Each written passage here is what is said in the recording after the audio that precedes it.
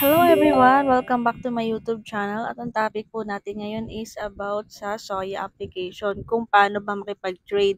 Kasi ang dami pong nakikipag-trade sa akin na mali po ang nasesend talaga nila.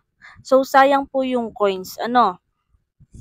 So ganito kasi yan guys, kapag makikipag-trade kayo, paulit-ulit ko po sinasabi, nasabi ko na rin sa mga dati kong video na kapag makikipag-trade kayo ay sa normal po kayo pipili. So ipapakita ko po sa inyo ngayon. Ayan mga B, kunwari nasa PL ko kayo. Kasi open PL naman po ako for everyone. Ayan, click nyo yung normal. Sa normal kayo pipili.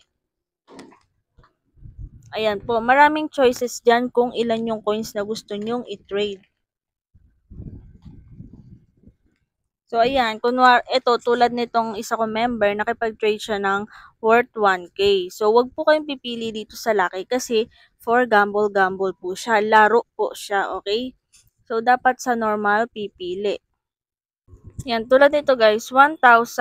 Itong kinlik ko na to. Worth 1,000 yung mababawas na coins sa atin. Ayan, naging 4,900 na lang po yung coins natin. Ayan, yan po yung sample kapag makikipag-trade. Sa normal lang kayo pipili, wag sa lucky.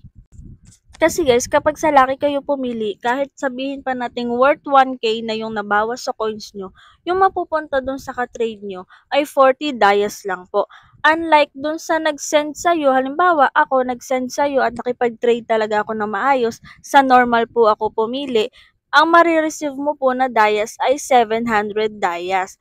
So, kapag ikaw nakipag-trade ka sa akin at sa lucky ka pumili, worth 1K man yung nabawas sa coins mo, 40 dias lang po yung mapupunta sa akin. So, unfair po. Hindi po trade yun. Parang binigyan na lang din kita ng dias and then ikaw, ginambulan mo lang ako. Parang ganun yung mangyayari. Kaya po pag trade, sa normal pipili.